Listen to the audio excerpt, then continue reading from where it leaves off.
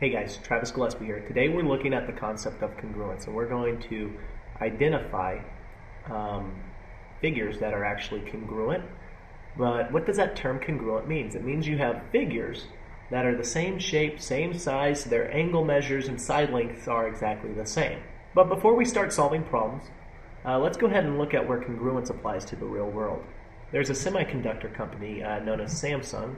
We see this cell phone here, but at the top of that cell phone, you see the company name, and this Galaxy S3 cell phone is one of the products this company makes. And let's go ahead and throw another picture up on the screen. So here we can see two more cell phones. They're known as iPhones, created by Apple Inc. And let's go ahead and choose a bright color. I'm going to start noting, if we were to look at the screen on both of these phones, we can see that the angle measures in both phones are exactly the same on both screens. So the angle measures here are the same. In fact, their entire side lengths, the side lengths of these phones are the same. And it's telling us, you know what, we have two cell phones here that are congruent. They're exactly the same. The only difference with these two phones is one's white, one's black. Well, in this next image, we'll probably need a little extra room, so let's go ahead and just scroll down. If we were to take the iPhone or any cell phone and break it apart, but in this case the iPhone, well, if you were to disassemble that phone or break it apart, you would see a bunch of little chips fused together that allow the phone to work. And one of those chips is a processing chip, and right now Apple has Samsung creating all of their processing chips that go inside of the phone. Well, the first thing that Samsung has to do is they have to create a processing chip. And they have to make sure that it fits inside of the phone.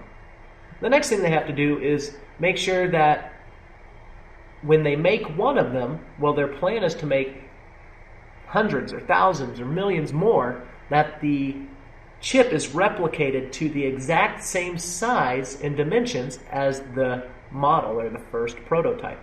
Therefore, in order to get the same phone with the same dimensions every single time, you've got to be able to create a product that works for the phone, and you have to be able to replicate it multiple times. And that's what manufacturers do. So let's go ahead and look at another picture. And we're going to look at how a company like Samsung can replicate its processors. Well, they have to create one processor, that prototype first. And then what they do, they take these big discs. We see these big discs here. They're known as wafers. And they take that prototype and they say, hey, we're going to put one of those, that processor, right onto the wafer, and we want to replicate it over and over and over. So how many of these processors can we fit on a wafer? And these little teeny tiny squares, those are processors right there. So they're saying, how many of these can we fit onto one wafer? We need to make sure that they're the same size, same shape, so we can see that all of these little processors are congruent, and then they try to maximize how many they can fit on one wafer. What they're trying to do is mass produce their product. Well, each of these little processors are cut off after they're produced, and each one is placed into a single iPhone. Therefore, you can rebuild the same product over and over and over and sell it to many, many people. So this is pretty cool because we can see how companies utilize that concept of congruence to mass produce a product, and a very good product at that, whether it be a Galaxy S3 or an iPhone. But let's go ahead and look at some problems. We're going to start solving some problems that deal with congruence. Cool stuff, guys. I'll see you pretty soon.